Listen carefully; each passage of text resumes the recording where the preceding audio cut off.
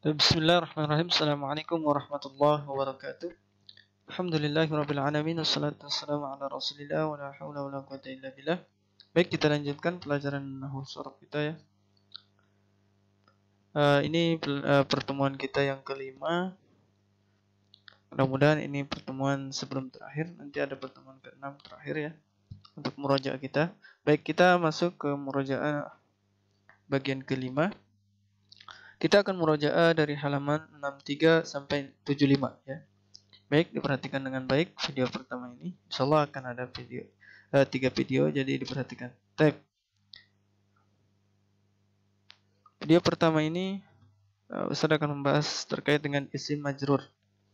Saya ulangi, terkait dengan isim majrur. Baik, yang akan dibahas macam-macamnya, maksudnya macam-macam isim majrur. Baik, macam-macam isim majrur sebagaimana di buku telah disebutkan ada 2 ya. Ingat, macam-macam isim majrur ada 2.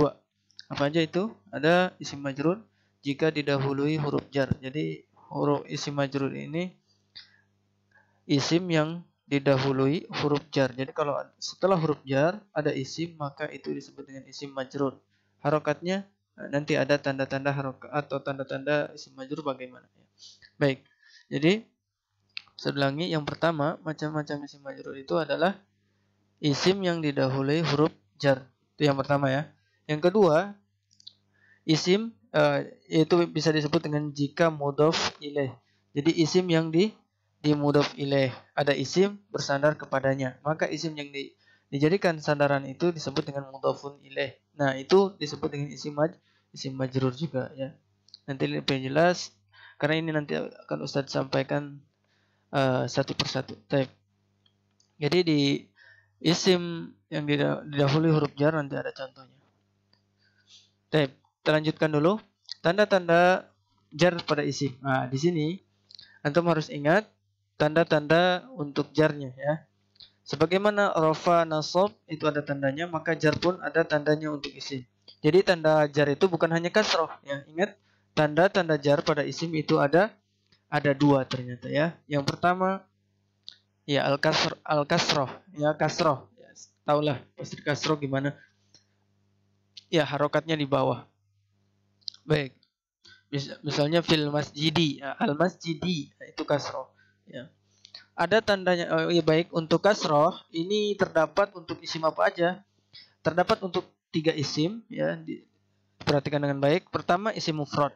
Jadi isim mufrad tanda kasroh atau tanda jarnya adalah kasroh ya. Contoh fil kitabi.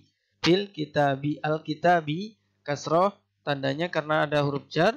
Dan kenapa tandanya kasroh? Karena isim mufrad.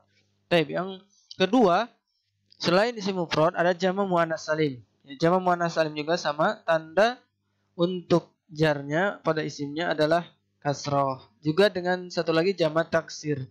Jamak taksir juga sama, tandanya adalah kasroh. Baik, lihat 3 diingat. Untuk kasroh, tanda isim jar, tanda-tanda jar pada isim untuk kasroh itu ada di isim mufrad, ada di jamak taksir, dan juga ada di jamak muannas salim. Baik, masuk yang kedua, ya atau al-ya'u. Itu terdapat untuk 3 isim juga. Perhatikan 3 isim apa aja? Ada musanna. Isim musanna itu tanda jarnya ya. Contohnya al-qalamani alal maktabaini. Maktabaini itu jar alal maktabaini. Nah, tanda jarnya adalah ya.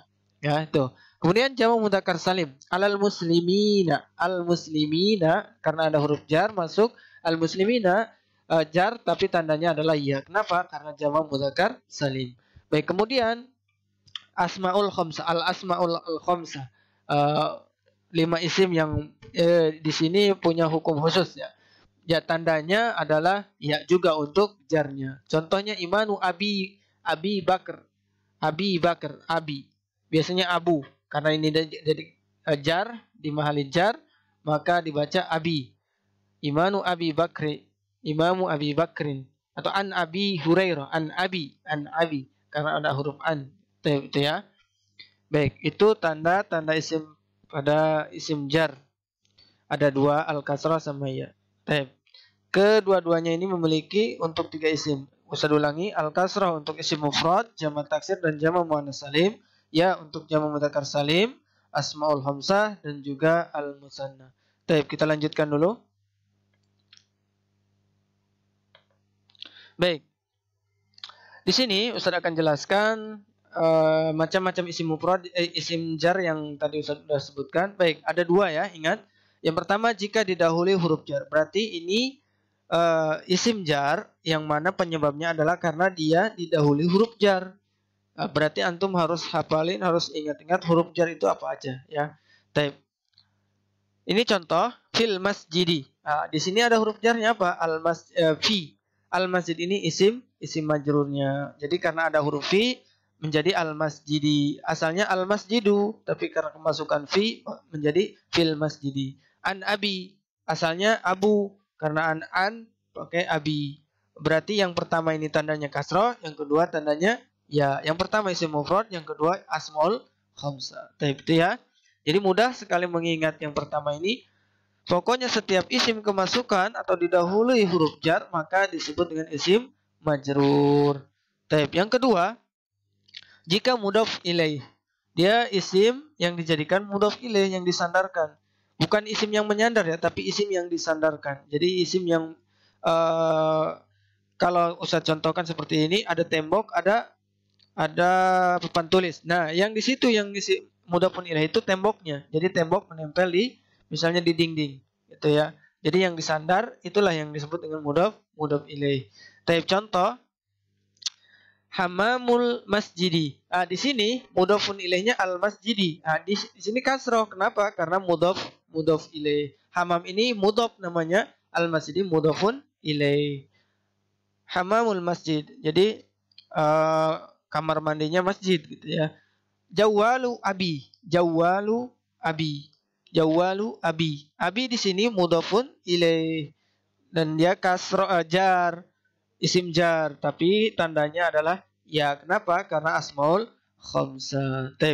Ini video pertama, insyaallah dilanjut dengan video kedua. Barakallahu fiik. Kalau belum jelas diulang lagi, dan kalau belum paham tanyakan ke Ustaz langsung ya. Barakallahu fiik.